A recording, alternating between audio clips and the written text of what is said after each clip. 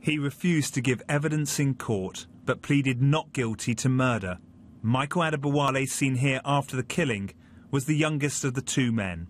According to his lawyer, he believed he was a soldier of Allah on a military operation. Much more is known about his fellow attacker, Michael Adebowale, seen here on the left. Very little, though, about him until now. He was just a young teenager that was trying to fit in.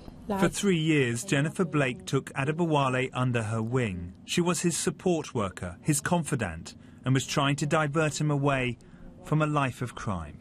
He was known to be hanging around with gangs, the usual robberies, phone robberies, selling drugs. She says the 22-year-old from Greenwich was the quiet one, humble and easily influenced. A shocking contrast to the person she saw on the television after the killing of this young British soldier. Lee Rigby was literally butchered in broad daylight in a southeast London street. We know that in 2008, Adebowale was himself, along with two friends, a victim of a knife attack in a crack house in nearby Erith. His friend, Faridun Alizada, was murdered. According to his former support worker, it may have been a turning point. One of his friends got stabbed, that was fatal. He was stabbed. He literally, you know, said that he just had to lay there like he was dead. He kind of went under the body of his friend who was dead. And, you know, at that age, so vulnerable. Both men were brought up as Christians, their parents originally from Nigeria. How they met, or indeed when or who radicalised them, is unclear. But Jennifer Blake believes Adebowale might have converted to Islam while in prison for drugs offences. When he came out of prison, I can say that there was a slight change in him. He seemed slightly bolder than he was. For most people, turning to religion would be a positive, life-changing experience.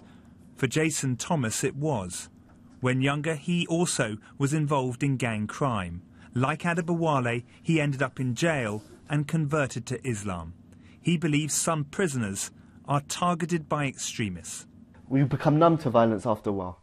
So if I can just get this guy from robbing and stealing for his own material needs and call it jihad, even though it's killing innocent people and stuff like that, you know, and so forth, then yeah, it's easy. He's accustomed to violence already. Harry Fletcher is an expert in criminal justice, spending more than 3 decades as a probation officer. He explains the dangers some gang members face. Gang members are vulnerable. They're scared. That's one of the reasons why they're in gangs, for protection.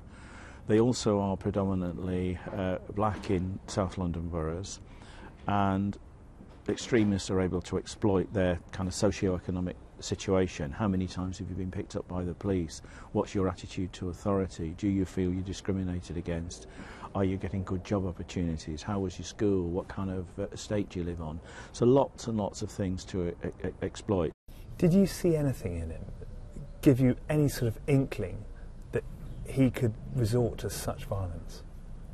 No, and I work with so many young people, and I could look at another individual and say, yeah, do you know what, I could see that he could have done something like that, or, you know, he's capable of doing something like that. But Michael, no.